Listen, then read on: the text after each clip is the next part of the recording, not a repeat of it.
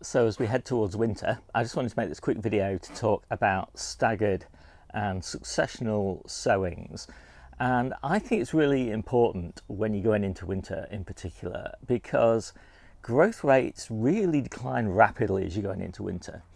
But at this time of year, growth is really abundant. And so if you sowed, for example, all of your spinach back in August, like mid-August or something like that, by now you would have just a massive glut of spinach if you wanted a nice continuous kind of harvest cadence all the way through winter and into spring. So in my case, I just started one little half bed of spinach back in August, and that's the one we were harvesting just as the New Zealand spinach was coming into decline. And that was enough, giving us 6-8 litres or something like that a week of spinach. And on top of that we would have maybe 4 to 6 litres of New Zealand spinach at the same time. My next bed is just starting to come on stream. In fact, in about 3 days we'll pick it. And we're just picking 2 or 3 leaves off each plant or something like that, so not too much. But it's a fairly big bed, and so we'll get a reasonably good harvest off that. And that is coming on stream just as we've pulled all of the New Zealand spinach out. And that was to make ready for early onions for next year.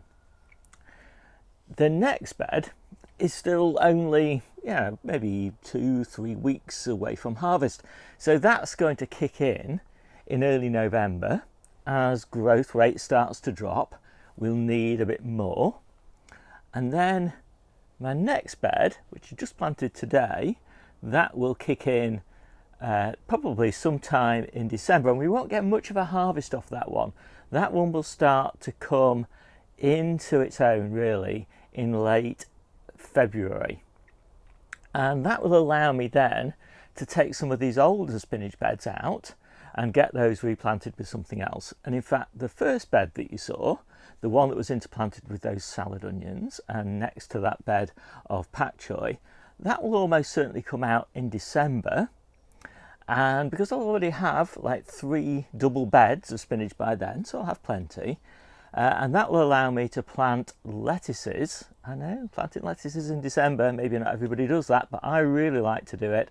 So I start them back end of November, plant them out sort of middle of December sort of time.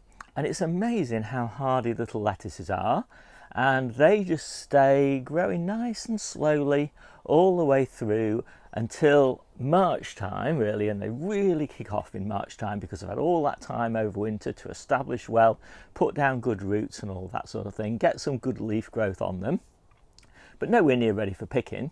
But in March, then that means I have all of my favourite spring varieties of lettuce, not my winter varieties of lettuce, my spring varieties, all ready to go in for harvest in sort of early April time.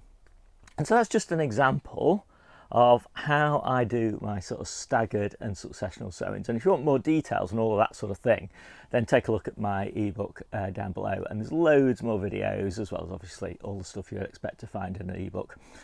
So my name's Steve, this is the Seaside Kitchen Garden and Allotment channel, and I'll see you soon.